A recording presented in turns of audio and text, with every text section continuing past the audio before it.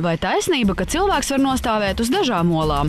To ir gatava pārbaudīt komanda no Neretas, kas piedalās Latvenergo koncerna skolēnu konkursā Eksperiments. Mani sauc Aija. Es svaru 48 kilogramus, un es domāju, 20 olas mani noturēs.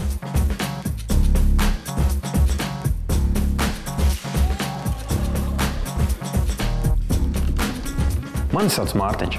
Es svaru 80 kg. Un, manuprāt, 4 solis ir pilnīgi pietiekami, lai mani noturētu.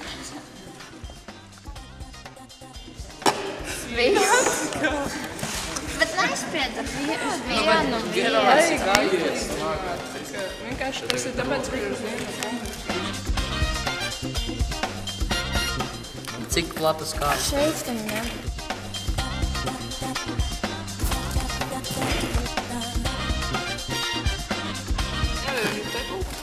Vai arī vajag vienkārši vairāk, lai šādi kājas būtu.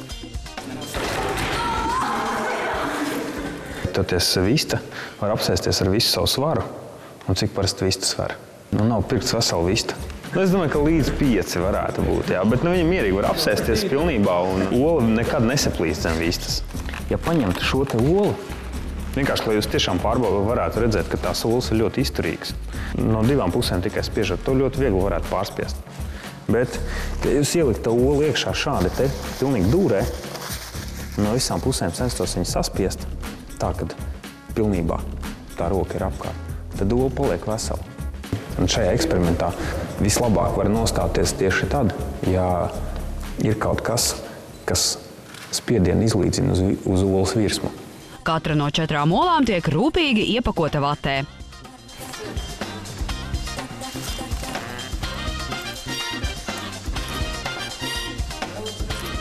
Konstrukcija iztur nevien komandas kapteini Daci, bet arī smagāko no puišiem Deniju. Nu, pamēģināt grib visi.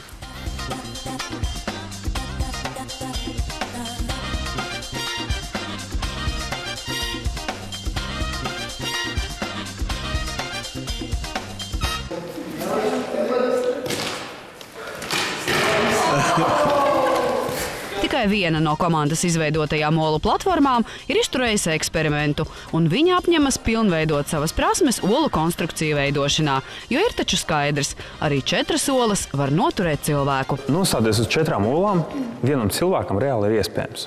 Protams, kad vieglākam ir vienkāršāk, bet arī pārējiem, kas ir smagāk, arī izdevies. Ja mēs paskatāmies uz šādu te olu, līdzīgi tā kā vistai viņa riktīgi ir uztaisīta, lai tas spiediens sadalītos no visām pusēm un, attiecīgi, to olu būtu grūtāk saspiest. Lai vienlaicīgi varētu stāvēt uz 4 olām, tad ļoti svarīgi ir to svaru sadalīt vienlaicīgi uz visām 4. Jo varēja ļoti labi just, ja nostājās uz vienu no pusēm, tad uzreiz olas saplīst.